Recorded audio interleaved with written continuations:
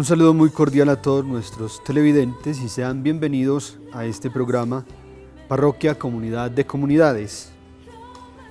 Estamos en el tiempo del Adviento, que es el tiempo de esperanza, donde estamos preparándonos para la venida de Jesucristo el Señor, o mejor, para conmemorar la llegada de Jesucristo el Señor, que es un tiempo especial y de gracia, en donde todos nosotros debemos sentirnos llamados a la conversión y realizar ese plan de Dios en nuestra historia, en nuestra vida, con la persona de Jesucristo el Señor, que nos invita a su seguimiento.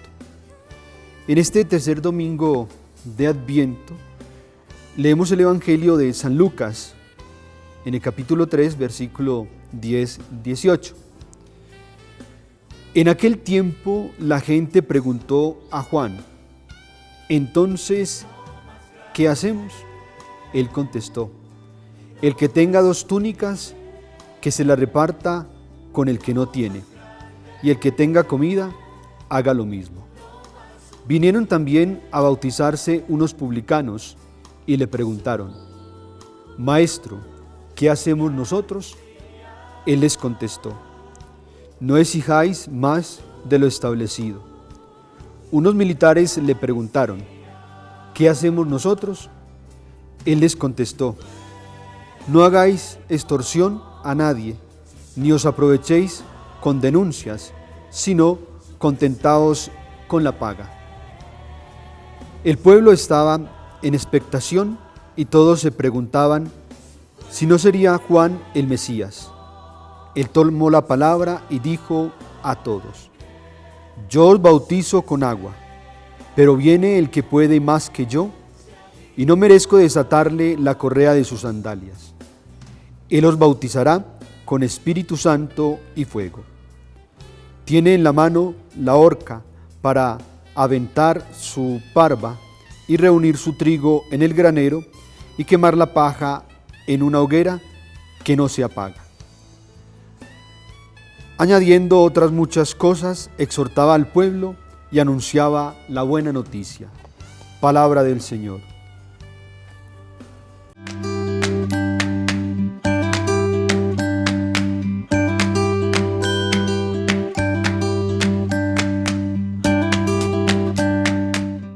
El evangelista Lucas, que nos trae el ciclo C de la liturgia, nos presenta de nuevo la figura de Juan el Bautista.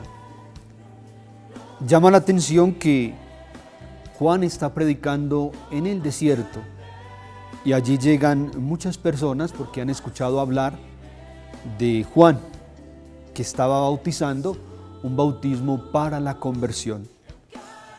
Y nos dice el Evangelio que se acercan a él unos escribas, unos fariseos, unos publicanos, y le preguntan qué tienen que hacer.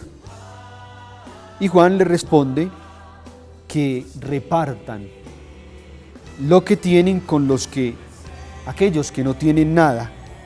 Es decir, que el que tiene en abundancia debe dar también en abundancia.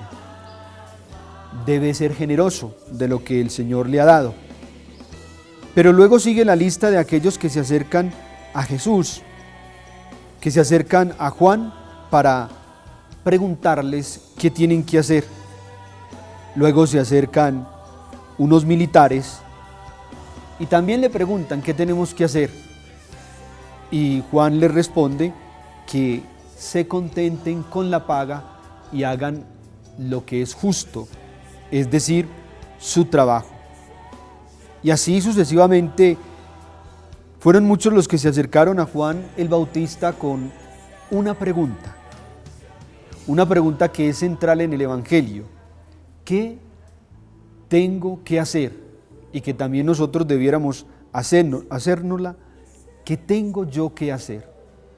La respuesta es muy clara, nos lo decía el Evangelio del domingo pasado, precisamente convertirse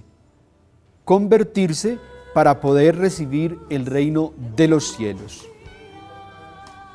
Ahora, mucha gente se interroga de esta misión de Juan el Bautista. y también lo confunden con el Mesías, con Jesucristo el Señor. Sin embargo, Él explica claramente: yo no soy el Mesías. Y humildemente reconoce que detrás de Él viene otro al que Él no es digno de desatarle los zapatos, la correa de los zapatos. Esto indica precisamente cómo Juan se hace el amigo del esposo de Jesucristo el Señor, porque el verdadero Cordero, porque el esposo de la iglesia es Jesucristo el Señor. ¿Y Juan qué hace? Preparar el camino del Señor. San Juan nos dice que cuando Juan ve pasar a Jesús, les dice a sus discípulos: he ahí el Cordero de Dios que quita el pecado del mundo. Y los discípulos de Juan lo dejan y se van detrás de Jesús. ¿Qué es lo que hace entonces Juan el Bautista? Lo dice la palabra de Dios muy claramente: anunciar la buena nueva. La buena nueva significa el tiempo de gracia, el tiempo de salvación, que lo hemos escuchado precisamente con el término evangelio, que es un género literario que significa anuncio, anuncio de una buena noticia, de un mensaje grande.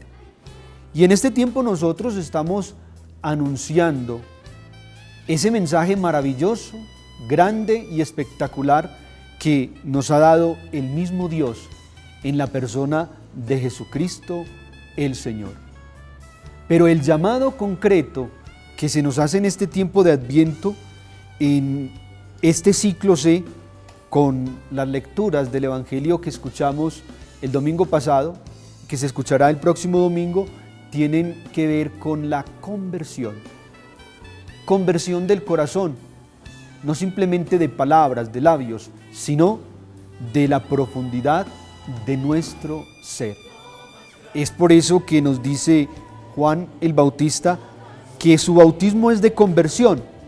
A propósito de esto, recordemos el año de la misericordia que inicia precisamente hoy, 8 de diciembre, Día de la Inmaculada Concepción, que el Papa ha proclamado, y este año de la misericordia significa tener compasión del otro, saber perdonar, así como Cristo el Señor nos ha perdonado.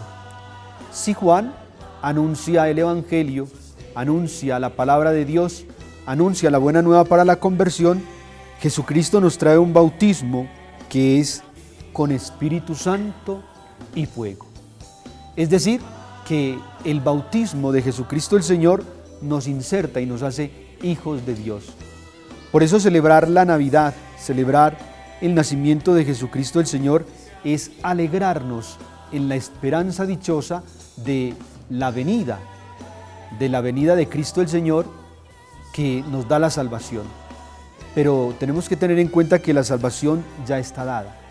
Simplemente somos nosotros quien tenemos que aceptarla, y lo que hacemos es conmemorar un año más de la llegada de Jesucristo el Señor. Pero no podemos verlo así de simple.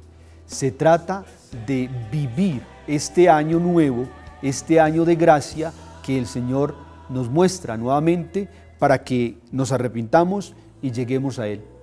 Queridos hermanos, qué bueno que este tiempo de Adviento nos prepare verdaderamente en la alegría, en la esperanza, nos prepare en un sentido profundo de caridad, de misericordia, para vivir nuestra fe como el Señor nos invita, para que, como Jesús, tengamos también nosotros la capacidad de entregarnos por el bien de los hermanos. Que la palabra de Dios siga iluminando nuestras mentes, nuestro espíritu, nuestros corazones, y que ella dé abundantes frutos en nuestra vida.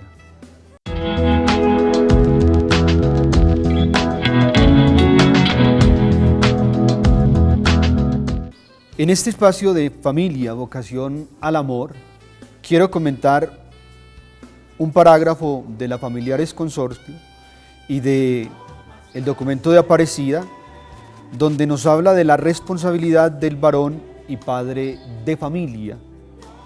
Esto nos indica propiamente de la misión que tiene el varón, el hombre, en la familia, la función que él tiene en su tarea de evangelización, de educar y de dar a conocer los valores. Muchas veces hemos hablado cómo la mujer es custodia de la fe, a la que se le debe un respeto en su dignidad e igualdad con el varón, ya que ambos han sido creados por Dios y llamados a formar una comunidad que responde a los dos principios del matrimonio que debemos tener muy en claro: la unión y la procreación. La unión hace referencia precisamente a una comunidad que se realiza en la familia, instituida por un hombre y por una mujer, y en la procreación, que es la apertura al don de Dios de la vida. El libro de Génesis nos narra precisamente este hecho. Entonces Dios dijo: hagamos al hombre, será semejante a nosotros y tendrá poder sobre los peces, las aves, los animales domésticos, salvajes y sobre lo que se arrastra por el suelo. Cuando Dios creó al hombre, lo creó semejante a Dios, hombre y mujer los creó y les dio su bendición. Esta bendición es un signo especial, grande, porque de alguna manera representa también el sacramento del matrimonio, el sacramento natural. Tened muchos hijos, llenad el mundo y gobiernenlo. Dominen sobre los peces, las aves y todos los animales que se arrastran. En esta primera narración de la creación se nos habla de la comunidad de personas que es bendecida del mismo Dios. En el segundo relato de la creación del hombre se ofrecen otras características que complementan la comunidad de personas, como cómo se resalta la soledad, y de esa soledad se vale Dios para crear a la mujer, que será cambiada por el afecto, el amor, la ayuda como elemento de fortaleza mutua. Dice el texto del Génesis: entonces Dios el Señor formó al hombre de la tierra, sopló en su nariz y le dio vida. Así el hombre comenzó a vivir. Luego Dios el Señor dijo: no es bueno que el hombre esté solo. Le voy a hacer a alguien que sea para una ayuda adecuada para él. Entonces, el primer relato nos habla propiamente de la procreación y de la bendición de Dios con respecto al hombre y la mujer. En segundo lugar, se nos habla ya de una compañía, de una necesidad, de una ayuda igual y semejante a él. Ahora, si a la mujer le corresponde la misión de proteger la vida, educar en las virtudes humanas y cristianas, ¿qué le corresponde al hombre?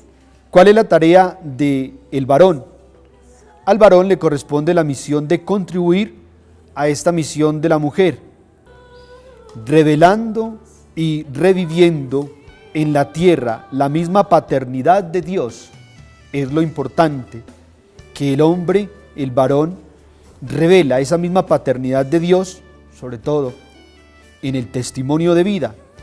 El hombre está llamado a garantizar el desarrollo unitario de todos los miembros de la familia. Esto lo encontramos en la Exhortación Familiares Consortio, numeral 25. La paternidad no solo es un proceso biológico, como tantas veces creemos, que es simplemente engendrar y no más.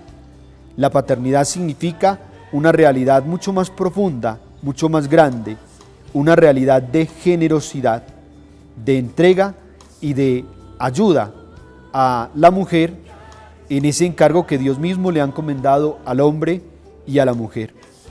Una misión que implica el fortalecimiento de la unidad familiar. Eso se hacía mucho antes. Hoy ya el hombre se ha relajado muchísimo en su responsabilidad como cabeza de familia. Por eso él, como padre, realizará esta tarea mediante una generosa responsabilidad por la vida concebida junto al corazón de la madre. Padre, madre, ambos son responsables. Un compromiso educativo que debe ser más solícito y compartido con la propia esposa. Así que se trata de un trabajo mutuo, no es un trabajo solo de la mujer. A veces dejamos la educación de los hijos a la mujer y el hombre simplemente se convierte en aquel que provee el dinero, aunque las cosas han cambiado tanto que muchas veces ni siquiera eso están haciendo en sus casas. Es necesario un trabajo que no disgregue nunca la familia, y eso le corresponde también al hombre. Un trabajo que promueva su cohesión y que dé estabilidad a la familia.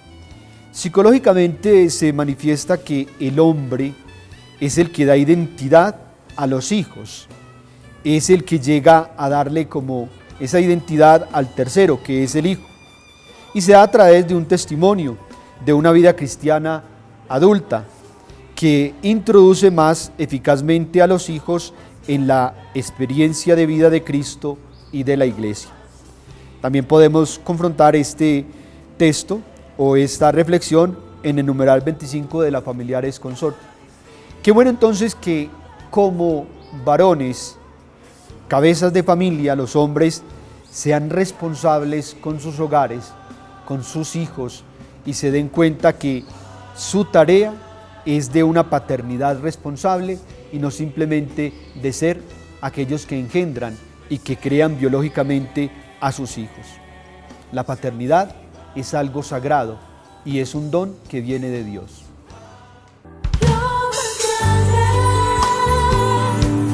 Lo más sublime, lo más grande, lo más sublime. Jesús, Eucaristía.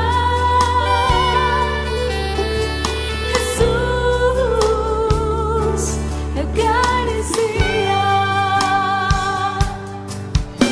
En nuestra comunidad parroquial nos encontramos de fiesta. La comunidad parroquial está de fiesta, de gozo, porque estos niños que ustedes han podido ver a través de la imagen, están haciendo su día de retiro espiritual como preparación a recibir su primera comunión el martes 8 de diciembre a las 12 del día. Se alegra la iglesia porque en este grupo 150 niños y niñas van a recibir por primera vez, de una manera solemne, la Sagrada Comunión. Van a recibir el cuerpo y la sangre de Cristo para alimentar su alma, su espíritu, para nutrir la fe y para tener los alientos y las fuerzas necesarias para proclamar la fe de la iglesia, la fe en Cristo. Ellos han aceptado a Cristo en su corazón, en su vida, y en esta ocasión quieren acercarse más a Él al recibirlo como alimento.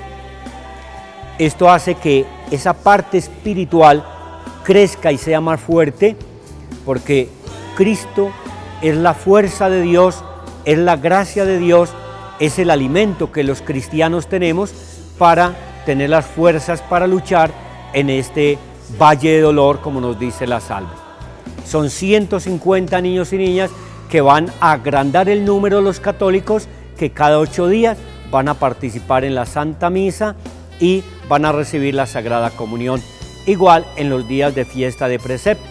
De tal manera que le pedimos al Señor y le pedimos a ustedes como comunidad parroquial que roguemos al Señor que estos niños y estas niñas sean muy devotos de la Eucaristía, que sean niños eucarísticos, niñas eucarísticas, adoradores del Santísimo Sacramento, que les guste venir al sagrario a visitar al Señor, al amor de su vida, ese amor por el cual viven, existen y les va a ayudar a realizar su proyecto de vida. Que los papás sean fieles testimonios de esa piedad, de ese amor, de ese gusto por los sacramentos, especialmente la reconciliación y la Eucaristía. De tal manera que les invito a toda la comunidad para que no dejemos de orar para que estos niños, al recibir a Jesús en la Eucaristía, que entra por primera vez en su corazón puro y limpio, ellos puedan convertirse en sagrarios vivientes. Que ya no sea un sagrario de madera como el que hay en el templo, sino que sea un sagrario viviente, un sagrario que siente y palpita el dolor de Cristo, el dolor de Dios por el pecado y la maldad en el mundo.